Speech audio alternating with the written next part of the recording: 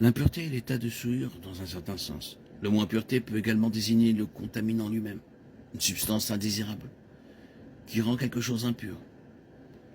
Les concepts de pureté et d'impureté sont importants dans la présentation de la sainteté dans la Bible. Dans le cadre du rituel de la loi de l'Ancien Testament, les Israélites étaient souvent confrontés aux notions de pureté et d'impureté rituelle ou cérémoniale. De nombreuses choses pouvaient rendre un Israélite rituellement impur. Par exemple, les menstruations, l'accouchement, les émissions nocturnes, le contact avec un cadavre et certains types de maladies de peau. Manger un aliment impur rendait impur. Acte 10-14. L'impureté pouvait être transmise cérémoniellement à d'autres. Tout contact personnel avec une personne impure rendait une personne impure elle-même.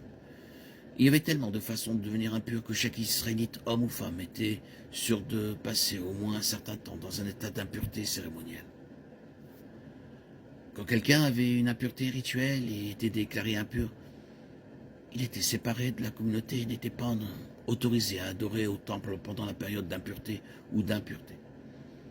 Nombre 5, 1, 4. Cependant, la loi de Dieu fournissait un moyen de restaurer la pureté.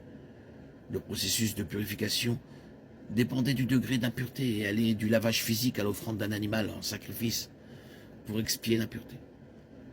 L'insistance de la loi sur la pureté et sa quarantaine d'impuretés mettait l'accent sur le fait que Dieu attendait de son peuple la sainteté. Il avait choisi Israël pour avoir une relation spéciale avec lui. Dieu est saint et il exige la sainteté du peuple qui le suit. Un peu de levain fait lever toute la pâte, Galates 5, 9. Un peu d'impureté annule l'intégrité. Un peu de péché détruit la sainteté. Dans la Bible, l'impureté cérémonielle peut illustrer l'impureté morale. La lèpre en est un exemple frappant.